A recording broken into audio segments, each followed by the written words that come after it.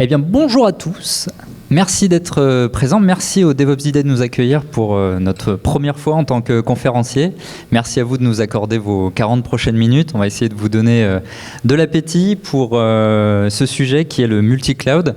Et on va vous faire un retour d'expérience sur la création de notre structure, comment depuis 5 ans on a abordé le multi-cloud, on en a fait un objectif et quels ont été les points forts, les points faibles, sur quoi on s'est trompé, sur qu'est-ce qui a très bien marché et comment aujourd'hui on arrive à le proposer à tous nos partenaires et nos clients. Je suis Romain Di Santo, je m'occupe de la recherche et développement chez The Hosting. Je suis accompagné par Sébastien Parizeau qui est ici et par Paolo Sini qui nous fera une démonstration technique juste après. The Hosting, clairement, notre objectif, c'est de vous permettre de déployer, de mettre à l'échelle, en multi-cloud, de manière hautement disponible, vos sites, vos services sur des infras qui vont être infogérés. Et ça va vous permettre surtout de continuer que vous vous concentriez sur votre cœur de métier. Sébastien, pourquoi on fait du multi-cloud chez The Hosting ? Et pour revenir, notre histoire commence en fait en 2017, ici même au Vélodrome, à Marseille, pendant le DevOps Day de 2017. Je ne sais pas s'il y en a certains d'entre vous qui s'en souviennent ici, mais ce jour-là, il y a eu 2 incidents majeurs simultanés chez OVH, à Roubaix et à Strasbourg. Moi, je me rappelle très bien en tout cas, parce que j'étais sur le chemin pour Marseille, je me suis arrêté sur à peu près toutes les aires d'autoroute entre Cannes et Marseille, avec les clients au téléphone, à essayer de pinguer mes serveurs, ça ne fonctionnait pas du tout. Et donc ce jour-là, j'ai pas trop suivi la conf du DevOps Day, mais je me suis dit plus jamais ça, c'est pas possible. On peut pas se permettre de perdre des données comme ça ça a duré près de 6 heures. Ça doit exister. Quand on commençait à en parler, c'était vraiment la préhistoire du cloud. Il y avait forcément une solution. Et j'étais avec Romain ce jour-là et on s'est dit, mais il faut qu'on y aille, il faut qu'on trouve une solution pour qu'il puisse se passer quoi que ce soit, un incendie, un problème majeur, un risque attentat. Il peut se passer plein de choses. Les données, elles ne peuvent pas être à un seul endroit. Une application, elle ne peut pas tourner à un seul endroit. Il faut vraiment la redonder. Et donc, c'est ça le début de l'histoire de The Hosting. Et c'est ça tout ce qu'on a mis en place, toujours dans cette optique-là, de se dire qu'il faut, quoi qu'il arrive, que les données et les applications se trouvent à plusieurs endroits.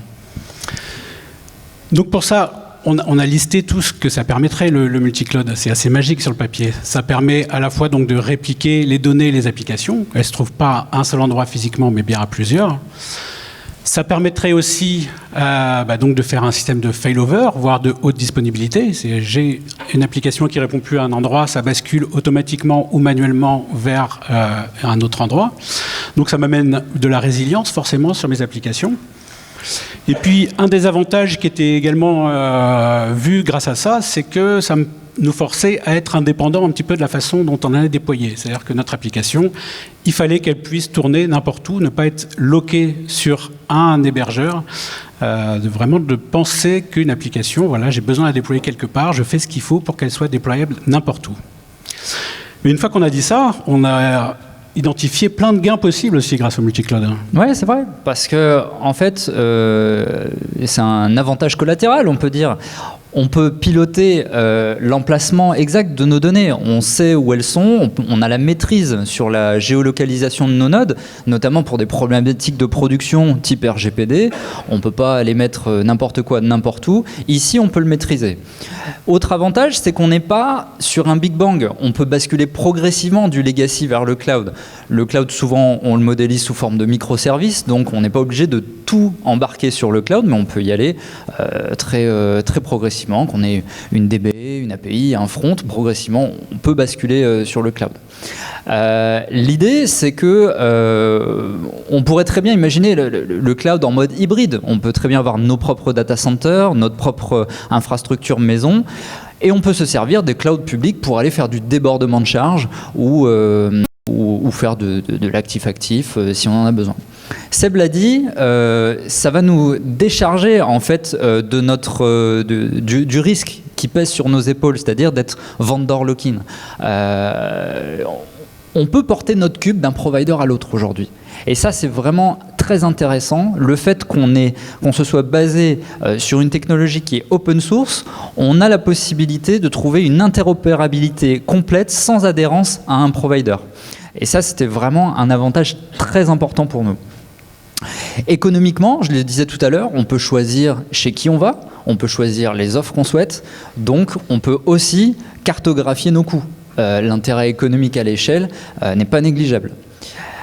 Et le dernier avantage, c'est qu'on va mélanger tous les catalogues de tous les providers cloud du monde, donc on a clairement des choix très vastes où on va toujours pouvoir trouver son bonheur. Le début de la quête, c'était de choisir une techno. Qu'est-ce qu'on va faire? Comment on va le faire? On est il y a 5 ans, Sébastien et moi on fait du Docker, on a pas mal de machines legacy, on commençait à appréhender Kubernetes qu'on a gardé. On a choisi de se baser à 100% dessus, de faire du full containerisé. Il nous manquait un orchestre, on va dire une interface d'administration, quelque chose pour tout piloter facilement. On s'est dit, un produit Rancher qui est pas mal, ils sont ici aujourd'hui, nous on l'a éprouvé et franchement ça tient la route, ils avaient des API, ça nous a vraiment permis d'accélérer assez vite. Mais le multi-cloud c'est bien, mais il y a quand même plusieurs façons de le faire. Sébastien va nous en parler maintenant. Ouais, une fois qu'on était d'accord sur la technologie, il y avait comment on l'implémente cette technologie. On a identifié rapidement 2 grands sujets. On voulait avoir des machines qui tournaient dans plusieurs data-centres, mais donc il y a 2 façons de faire. C'était soit on crée un cluster Kubernetes dans chaque data-centre, voilà ce qu'on a représenté sur la carte ici. On a 3 data-centres identifiés pour une application. Il y avait la possibilité de créer 3 clusters Kubernetes. Donc l'avantage de cette solution d'avoir plusieurs clusters Kubernetes, c'est que c'est facile à mettre en place. On peut même utiliser les Kubernetes managés des différents providers, AWS, GCP ou les autres. C'est rapide. Par contre, rapidement, la maintenance c'est un peu plus compliqué. Il faut maintenir plusieurs clusters Kubernetes avec ce que ça implique. Il y a également peu d'opérateurs, c'est-à-dire qui vont pouvoir piloter un petit peu l'intelligence de nos applications, de nos pods. C'est rare d'en trouver qu'on peut récupérer pour accélérer le développement qui vont être compatibles nativement multi-cluster. Souvent, ces opérateurs se trouvent uniquement dans un cluster. Il y a besoin d'un load balancer en amont, mais ça, c'est pas forcément une problématique, c'est à penser. Et puis, si on met pas en place de VPN et donc rajouter une surcouche réseau entre ces 3 clusters, ils vont dialoguer sur l'interface publique, ce qui peut parfois présenter des problèmes. Donc, rapidement, cette solution nous a paru un petit peu complexe. L'autre solution, qui est celle qu'on a implémentée, c'est pas l'écran noir, non. C'est d'avoir un seul cluster avec, cette fois-ci, des workers qui vont se trouver dans plusieurs data-centres. Mais c'est vraiment un même et unique cluster. C'est beaucoup plus facile à maintenir. J'ai qu'un cluster Kubernetes à maintenir, j'ai qu'un cluster etcd, j'ai les mêmes services account partout sur mon cluster. C'est complètement compatible sans surcouche. Donc c'est plus léger, c'est dans l'esprit du cloud pour nous, où vraiment on a quelque chose qui est facilement réinstallable, reproductible. Par contre, et là c'est où Paolo va nous montrer ça tout à l'heure, c'est que il y a un vrai sujet sur les latences parce que forcément j'ai un seul cluster et avec des serveurs qui sont espacés de plusieurs centaines de kilomètres, donc il y a un vrai sujet sur les latences. On y reviendra. On s'est lancé et ça marche plutôt bien. Rancher et Kubernetes permettent assez facilement de créer un cluster dans plusieurs data-centres, c'est prévu nativement. Alors rapidement, ce qu'on s'est aperçu, c'est que c'est bien de séparer les control planes et les workers. Donc les control planes, c'est ce qui gère vraiment toute la partie de Kubernetes, la partie vraiment intrinsèque à Kubernetes, l'API, la base etcd, etc. On l'a pas toujours fait au début. Dès qu'il y a des petites lenteurs et que le client s'amuse à scaler son application parce qu'elle est un peu lente, je vous laisse imaginer ce que ça donne. Il n'y a plus rien qui répond et il n'y a plus qu'à redémarrer l'ensemble. Donc rapidement, voilà, un des premiers conseils, c'est de séparer les control planes et les workers. La bonne nouvelle, c'est que le control plane, en fait, le fonctionnement de Kubernetes gère très bien la latence un peu élevée. Kubernetes fonctionne vraiment de façon asynchrone. Quand vous allez déployer une application, vous lui donnez une définition d'objet, il enregistre et il l'applique qu'ensuite. Donc c'est pas gênant d'avoir de la latence. Sur la partie Kubernetes, on vous encourage, n'hésitez pas à déployer vos control planes dans plusieurs data centers pour gagner en sérénité et en résilience. Donc ça c'est les masters, ce qu'on appelle master dans Kubernetes, c'est donc la base de données et l'API. Bien sûr, il va falloir forcément rajouter des workers, c'est-à-dire les machines qui vont servir à exécuter les applications de nos clients, nos applications. Ce qu'on voit, c'est que sur le marché aujourd'hui, quand vous connectez à un provider, vous tombez quasiment à tous les coups sur une API qui est propriétaire. La difficulté, c'est que il faut implémenter l'authentification à chaque fois.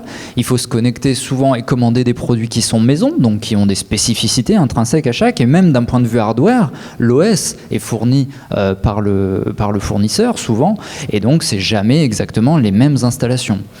Pour le cas de Sébastien tout à l'heure, qu'il expliquait, un data center OVH indisponible ou plusieurs en escalade, si je dois agir instantanément et devoir migrer toute mon infrastructure de chez OVH, je sais pas, par exemple, chez un autre provider, peu importe, à ce moment-là, je n'ai pas beaucoup de solutions sur le marché. Alors, il y a bien Terraform qui a un vœu pieux de le faire, c'est de dire, OK, je vais définir d'une certaine manière mon infra as code, je vais me baser sur les modules des providers, et ensuite, je vais pouvoir porter mon application et pouvoir la redéployer. Oui, c'est bien, mais redéployer ailleurs, ça veut dire aussi déployer d'autres modules Terraform avec eux-mêmes leurs propres spécificités. Et donc, c'est très complexe. J'aurais jamais imaginé pouvoir faire ça avec Terraform dans le cas de Sébastien il y a 5 ans, où on l'aurait emmené en moins de 10 minutes, un quart d'heure chez un autre provider. C'est pas possible. Ce qu'on voit, c'est qu'il n'y a pas de normes. Il n'y a pas c'est pas uniforme. Il n'y a pas de méthode universelle. Alors aujourd'hui, sur le marché, on parle de Gaia-X, qui est un consensus d'opérateurs qui veulent se mettre ensemble pour trouver des règles de fonctionnement communes. C'est super. Mais jusqu'à aujourd'hui, on n'en a pas vu beaucoup de Gaia-X. Donc, nous, on est sur le marché maintenant. On a voulu avancer. On a voulu avancer comment ? On définit ce qui touche à l'application. En fait, c'est très simple. L'application, elle a besoin de CPU, de RAM, de bande passante et de stockage. On ne parle pas en flavors. On ne va pas dire je vais commander une GP2XL chez tel provider ou une T3 Micro chez Amazon. On dit mon application a besoin de 2 CPU, de 4 Go de RAM et d'une bande passante d'1 gigabit. Nous, ce qui nous intéresse, c'est justement de ne pas préciser la flavor du provider. Le provider, on peut le choisir, on peut le définir. On reste proche en fait de tous les métriques qu'on peut avoir autour de l'application et de ceux qui vont nous être remontés par Kubernetes. Et on peut aussi regrouper des régions. C'est-à-dire on peut dire, voilà, moi je voudrais popper cette masse de serveurs en France. Donc je définis la région comme FR parce que c'est ma condition, c'est ma contrainte, et on va pouvoir choisir tous les providers en France qui vont répondre à cette spécificité technique. Ça tombe bien, Paolo, il a besoin de commander des machines pour sa démo. Ah bah allez, on va faire ça. On va vous montrer comment, chez The Hosting, on commande des machines. Le plus dur, c'est de trouver le bon onglet. Ah, faut que tu te reconnectes. Donc là, on va définir le nom du cluster.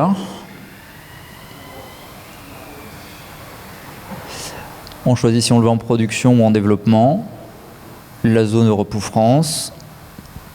Les différents CPU RAM dont on a besoin. Et on va choisir tous nos fournisseurs, le nombre de machines. On a un résumé. Et donc, on va pouvoir commander ce cluster dont Paolo va se servir tout à l'heure pour sa démonstration. Merci Paolo. Avec plaisir. Tu peux repasser tu peux repasser en diaporama là.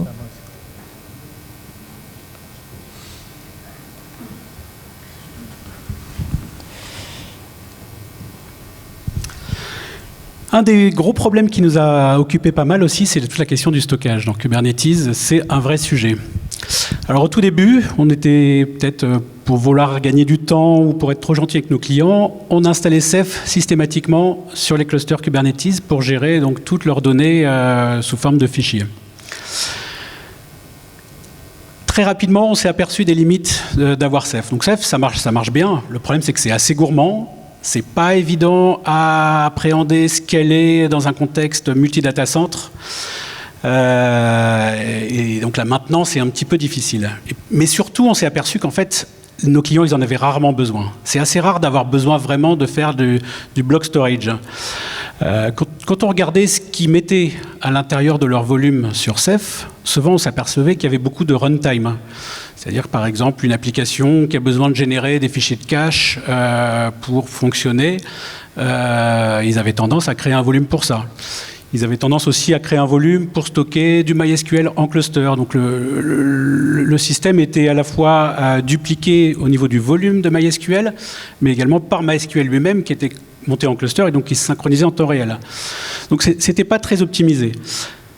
Nous, avec le recul et l'expérience qu'on a vu de ça, il faut vraiment séparer ce qui est du compute, donc ce qui est nécessaire pour l'application, ce qu'on appelle le runtime, vraiment ce qui permet à l'application de fonctionner, des données qui sont vraiment ce qui a été créé par le client, ce qu'il possède et qui veut utiliser par le compute. Mais c'est vraiment deux choses différentes, on ne peut pas mélanger les deux. Et souvent, avec le block storage, on a tendance à mélanger les deux, il faut faire attention. D'autant plus qu'il y a des outils qui existent qui permettent de bien mieux gérer les données que le block storage. C'est des outils qui comprennent leurs données, qui sont structurés. Le block storage, c'est vraiment un endroit où on va stocker des données complètement hétérogènes, des images, des logs, des sessions, des index de bases de données, des choses qui ne sont pas véritablement de la donnée ou qui ont besoin d'une intelligence derrière pour la comprendre et l'optimiser. Que ce soit du Redis, du S3 via de l'object storage, on va plutôt recommander d'utiliser ça. Et voilà, on met plus Ceph maintenant en natif parce qu'on s'aperçoit que bien souvent, il n'y en a pas besoin pour héberger les applications. La grosse épreuve sur laquelle on va s'attarder longtemps, parce que c'est finalement ce qui nous a vraiment le plus occupé, c'est les problématiques de latence. Très rapidement, on a réussi à monter notre cluster, ça s'est bien passé. Mais voilà, une fois que l'application tourne à plusieurs endroits, on s'aperçoit que les temps de réponse sont vraiment catastrophiques, ce qui, pour une application web, par exemple, pose des gros problèmes. Alors là encore, c'est un petit peu le pendant de Ceph. Il y a des outils qui existent, comme Istio, qui fonctionnent très bien. Le problème, c'est un peu le même pour nous, c'est que voilà, c'est assez gourmand. Istio, ça permet bien de gérer la latence, la géolocalisation des différents services. Après, c'est gourmand, c'est compliqué à maintenir. Et puis, voilà, si à chaque fois vous avez besoin de déployer un cluster Kubernetes, vous devez installer Ceph, puis Istio, puis Prometheus. Voilà, vous avez déjà 32 CPU qui tournent pour rien, vous n'avez pas encore déployé votre application. Et voilà. Je ne dis pas qu'il ne faut pas y aller, je pense qu'il faut vous poser la question, est-ce que vraiment vous avez besoin de ça pour ça? D'autant plus qu'il y a des alternatives qui existent nativement dans Kubernetes, et Paolo va nous montrer un petit peu ce qu'on a comme outil à disposition. Alors bonjour à tous, est-ce qu'on m'entend déjà? Pas de problème? Ok, super. Moi je suis Paolo, je suis DevOps chez The Hosting et aujourd'hui je vais vous présenter une petite démonstration. Alors je demande une petite minute le temps que je fasse le réglage de mon ordinateur pour que ce soit miroité, qu'on voit tous la même chose. Super. Voilà, donc l'idée de cette démonstration, ça va être d'explorer tous les processus par lesquels on est passé, nous, en interne chez The Hosting, les différentes manières qu'on a trouvées pour essayer de réduire les latences dans un cluster multizone. Donc pour cela, je vais vous présenter l'infrastructure de notre démo. Qu'est-ce qu'on a? C'est une infrastructure qui ressemble peut-être à des applications que vous avez développées, que vous hébergez chez vous. On a représenté ici 3 boîtes, chaque boîte qui représente le nœud d'un cluster le Kubernetes, et des drapeaux pour représenter dans quelle zone géographique il se trouve. Donc ce schéma il représente notre cluster de 3 nœuds, un nœud en Finlande, un nœud en France, un nœud au Royaume-Uni, et à l'intérieur j'ai une application, donc ma stack c'est un front, ici le logo Nginx, une API et une base de données. Donc représenté ici, c'est le routage de trafic par défaut de Kubernetes. Alors, petite question à main levée peut-être, si je parle de service aujourd'hui, de Kubernetes, de manifeste, de service, à qui est-ce que ça parle? Moi, ça me parle? Ok, super, on est pas mal dans la salle, c'est super, je vais parler un peu geek alors. ce qu'on revoit, c'est représenté dans chacune des couleurs, c'est une requête. Donc par défaut, Kubernetes, ce qu'il a besoin de faire, ce qu'il choisit de faire, c'est d'envoyer le trafic en manière round robin à travers n'importe quel endpoint qui est disponible. Et on voit immédiatement que ça pose un problème, parce que quand mon front Nginx de Finlande vient parler à mon pod API en France, ça induit naturellement une latence. Et pareil, mon pod d'API en France qui va faire une requête à mon pod de base de données au Royaume-Uni, et immédiatement le chemin inverse. On se voit qu'on se retrouve très vite avec d'énormes latences quand on éclate les nœuds dans des zones géographiques différentes. Donc, dans cette démonstration, je vais essayer de vous présenter 3 manières qu'on a pour essayer de pallier ce problème. Je ne vous cache pas que la démonstration est un petit peu capricieuse aujourd'hui sur le réseau Wi-Fi public. Et dans le pire des cas, j'ai des vidéos à vous présenter. Donc ça, c'était pour le routage par défaut. Je vais vous présenter notre petit front qu'on a utilisé pour essayer de représenter. Voilà, c'est la carte qui va nous accompagner aujourd'hui. Donc le routage par défaut, à quoi ça ressemble ? Ça ressemble à ça. Alors, qu'est-ce qu'il faut voir sur cette carte ? À droite, une carte géographique avec mes 3 nœuds que j'ai commandés tout à l'heure. On voit leur zone géographique, leur emplacement dans le monde réel. Et chaque arc en gris ici, ça représente une requête qui est en train de se faire. Donc on voit par défaut, il y a beaucoup d'interneux. Et à gauche, ce qu'il faut regarder, c'est chaque case représente une requête, peut-être d'un utilisateur sur un site web. Et à l'intérieur, on voit les drapeaux par quel data center il est passé. Donc le premier drapeau, c'est mon front Nginx, le deuxième, mon API, et le troisième, ma base de données. Alors ce qu'on remarque automatiquement, très rapidement, c'est que par exemple ici, toute ma requête reste en Finlande, ma requête est verte, j'ai une latence qui est correcte parce que j'ai pas d'interneux. Et par contre là, par exemple, vous voyez cette case rouge au milieu de l'écran, dès que j'ai un saut qui fait, j'ai fait Royaume-Uni, Finlande, Royaume-Uni, là tout de suite ma latence explose, j'ai une case rouge. Donc, je sais pas si vous voyez tous très bien, au fond de la salle, si ça fait un peu trop d'informations, les 2 cases à surveiller en priorité, c'est celle du haut de la moyenne et du 95e centile. Donc le chiffre en haut à droite du 95e centile, ça veut dire que 95% de mes requêtes arrivent en ce temps ou moins, 666 millisecondes ici ou moins. Donc ça c'est pour le cas du routage par défaut. La première solution qu'on a abordée chez The Hosting, c'est celle qui paraît la plus naïve en fait. Elle s'appelle Internal Traffic Policy. C'est une feature qui est native à Kubernetes depuis longtemps. Donc pour tous ceux qui ont levé la main tout à l'heure et qui savaient de quoi je parlais quand j'ai dit manifeste, voilà comment on l'active. C'est super simple. Donc vous voyez, c'est un seul champ à rajouter, Internal Traffic Policy local dans les manifestes de vos services. Et c'est une raison pour laquelle on l'a choisi en premier, c'est parce que c'est aussi simple. Donc l'idée, qu'est-ce que c'est ? Voilà, on retrouve notre schéma avec nos 3 nœuds. Au lieu d'autoriser le trafic interneux, Internal Traffic Policy, quand elle est mise à local, ça oblige toutes les requêtes qui sont à l'intérieur du cluster à rester sur les nœuds. Donc là, ce qu'on peut voir, c'est, on retrouve notre code couleur avec les requêtes. Ma requête qui arrive en Finlande, elle reste en Finlande à chaque étape. Donc, c'est super, c'est facile à mettre en place. Autre avantage, théoriquement, ça nous donne les meilleurs temps de latence, puisqu'il n'y a aucun trafic interneux, tout reste en local. Donc, je vais l'activer. On va retourner sur notre carte. Regardez à quoi ça ressemble. Voilà, je viens de l'activer. Le temps que ça se mette en place. Voilà, je vais peut-être accélérer le nombre de requêtes, que ça aille un peu plus vite.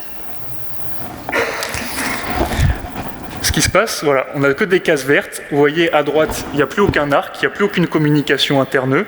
Et à gauche, toutes mes requêtes restent dans le même pays.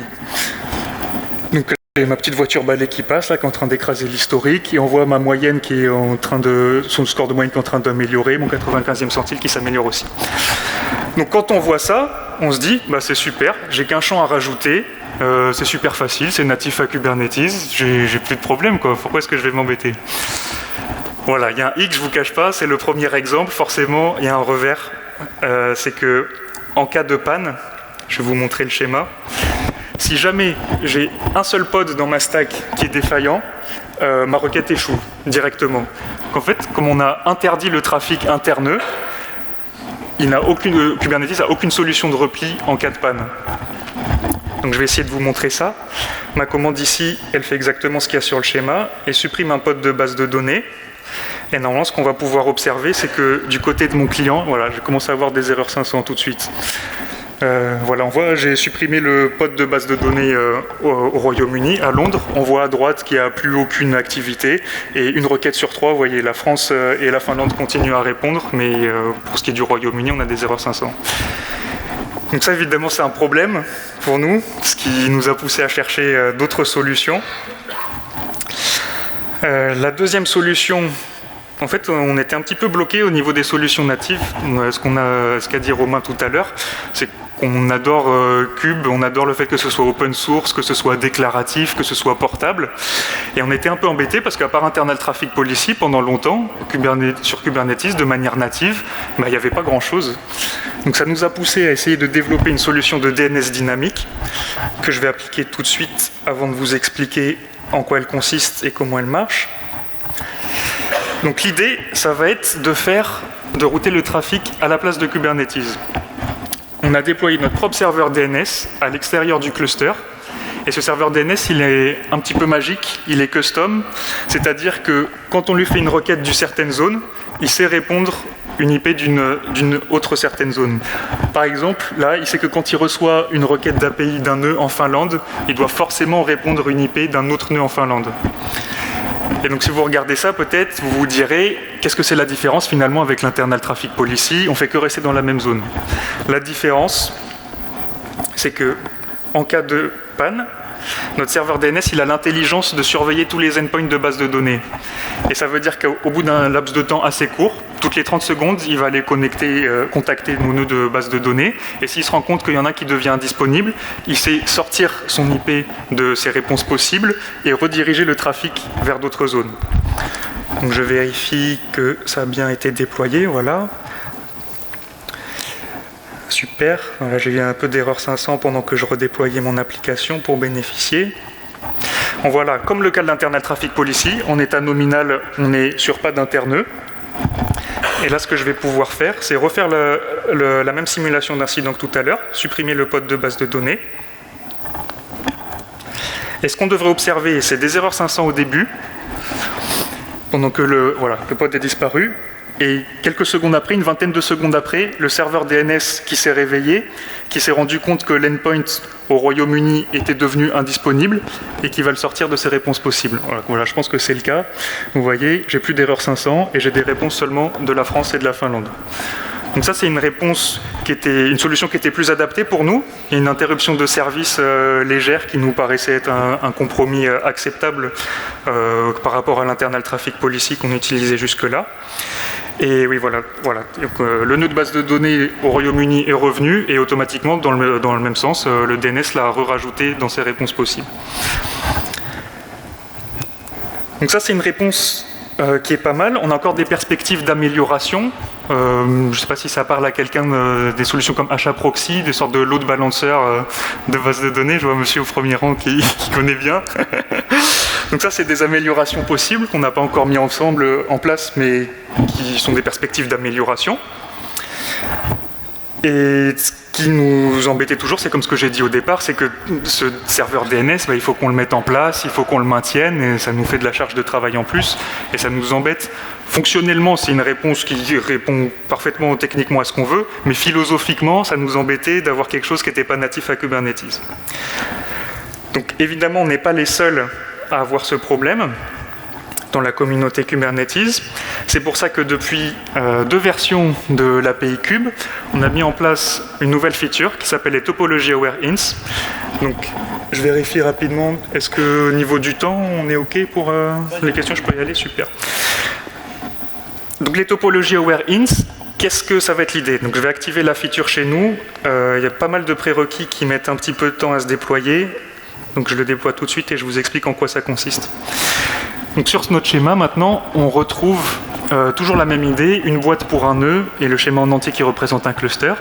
Cette fois-ci, on a 9 nœuds dans notre cluster Kubernetes et 3 dans chaque zone.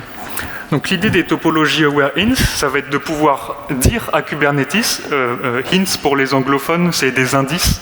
Donc on va devoir lui poser des indices pour router le trafic. On lui dit...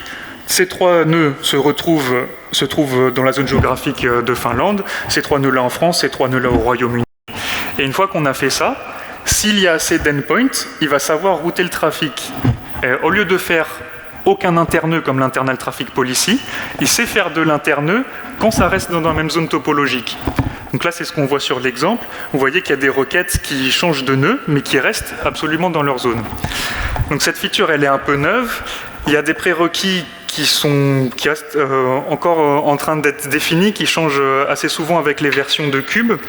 Et c'est pas une feature qu'on active ou qu'on désactive, comme je vous ai montré tout à l'heure avec l'internal traffic policy en mettant une ligne. C'est vraiment la notion d'indice, c'est bien nommé, c'est qu'on demande à Kubernetes de le faire et lui décide selon certains critères de l'appliquer ou pas. C'est pas vraiment de notre ressort de l'expliquer, de l'appliquer explicitement. Donc tout a été lancé. Alors, ces prérequis dont je vous parle depuis tout à l'heure, quels sont-ils ? D'abord, il y a la labellisation des nœuds. Ça veut dire que Kubernetes de base, il ne sait pas où se trouvent ces nœuds. Il faut qu'on lui indique nous-mêmes, en appliquant des annotations et des labels sur chacun des nœuds. Ensuite, il faut rajouter une annotation sur chaque service dont on veut qu'il bénéficie de la feature, ce que je viens de faire. Ça ressemble à ça, pour ceux qui connaissent les manifestes. Alors cette fois-ci, c'est pas dans un champ spec. On sent que c'est une feature en bêta encore, parce que ça se place dans les annotations. Et donc il suffit de rajouter la petite ligne topology aware ins à auto. Donc voilà, c'est automatique, c'est pas manuel, il n'y a aucun moyen de le faire explicitement. Et ensuite, il faut augmenter le nombre de réplicas pour les 3 zones. Donc il y a une formule qui est encore en évolution.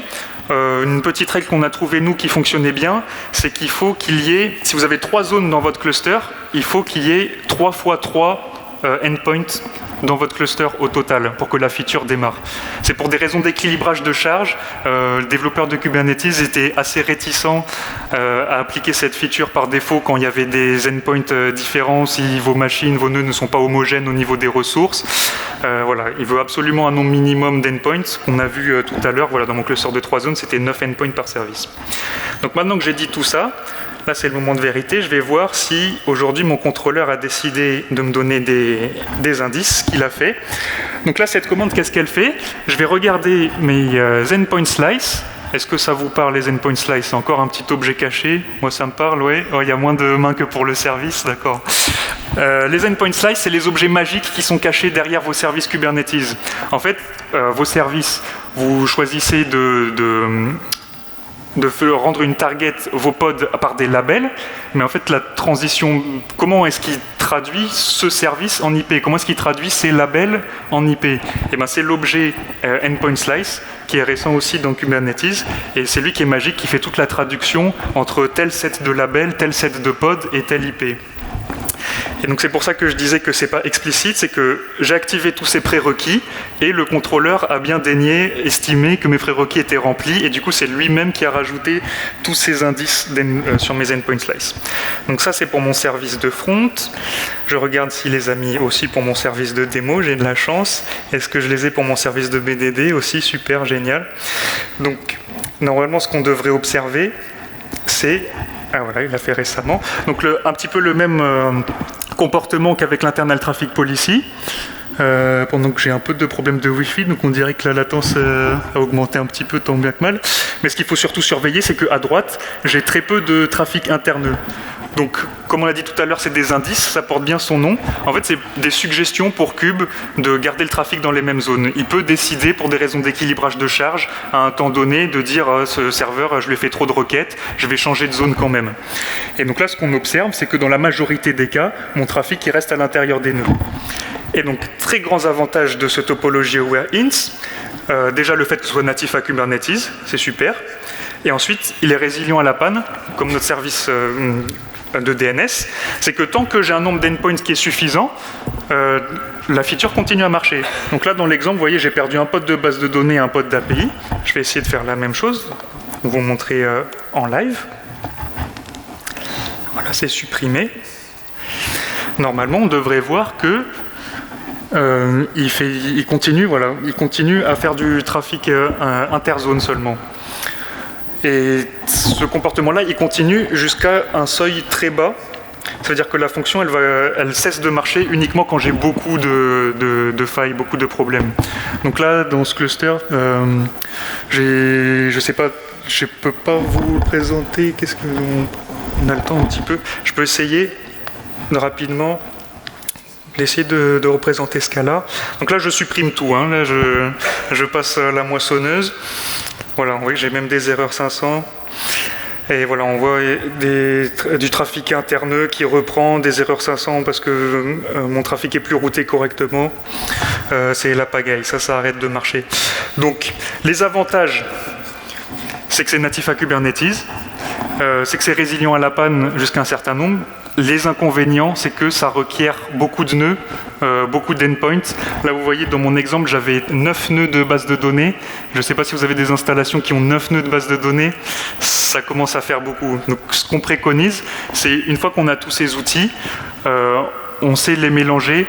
On pourrait imaginer dans ce cas de figure d'utiliser topologie Warins pour mon front et mon API qui sont peu coûteuses en ressources et dont je peux déployer énormément d'endpoints pour pas cher, et utiliser une solution DNS en complément pour mes nœuds de base de données qui sont moins nombreux et une solution qui est plus adaptée.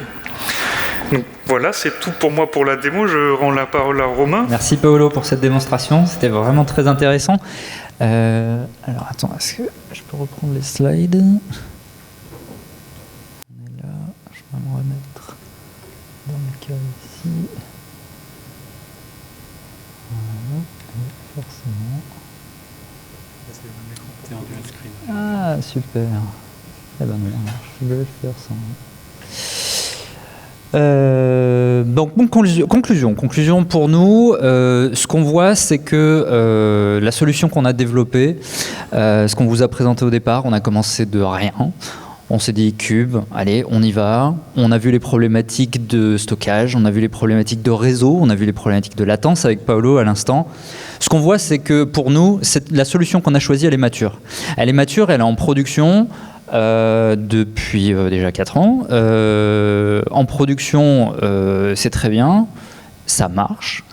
On a des clients qui sont aujourd'hui sur l'événement, ils pourront vous en parler. En tout cas, ce qu'on voit surtout, c'est que ça nécessite une bonne architecture de votre application, une bonne étude au préalable, puisque on a plein de façons de faire du cloud. On a plein de façons d'imaginer les choses. Nous, on l'a imaginé de plusieurs façons. Il y en a qui marchaient mieux, d'autres moins bien, mais à chaque fois, elles sont adaptées aux besoins de l'application. Ça sert à quoi de se dire, je vais aller chercher un cloud out of the box avec tout plein de fonctionnalités dont je peux peut-être pas me servir, mais alors ça va commencer à consommer du CPU et de la RAM dès la livraison, j'ai même pas encore mis une application dessus. C'est quand même dommage. Nous, ce qu'on préfère faire, c'est de dire, ok, on va étudier avec vous votre application, on va étudier ses besoins, on va mettre réellement toutes les features dont vous avez besoin sur votre cluster Kube, et derrière, vous allez pouvoir profiter à 100% de vos ressources. Ce que nous, on conseille, c'est de vous faire accompagner par un architecte cloud, clairement. Si c'est un monde qui est complexe, on le reconnaît, si à un moment donné vous avez des difficultés, n'hésitez pas à vous rapprocher d'un architecte. Où est-ce qu'on va plus loin chez The Hosting ? Du firewall as code, c'est dans le pipe. Ce qu'on veut aussi, certainement dans pas longtemps, c'est passer sur du load balancer as a service. Pourquoi pas du cloud multiplanète si on est un petit peu fou. En tout cas, ce qu'on voit, c'est que tout ça nous permet aujourd'hui d'assurer la promesse de départ. On s'était dit, on va monter The Hosting, on ne veut pas de vendor locking. On va monter The Hosting, on veut que les applications de nos clients soient 100% disponibles. On veut, au maximum 100%, c'est un grand mot quand même. On veut surtout éviter de rendre quelque chose open source propriétaire, avec des spécificités. On garde l'ADN open source et on garde l'ADN de partage qu'on a entre nous. Aujourd'hui, en interne, on est très satisfait. On est une équipe de 10 personnes. On est basé à Cannes. Et ça fait maintenant 5 ans qu'on existe. Et on est à disposition pour répondre à vos questions. On a des petits goodies là, juste à la sortie à vous distribuer si vous voulez. Et je pense que ce sera fini pour nous maintenant. Merci de votre attention.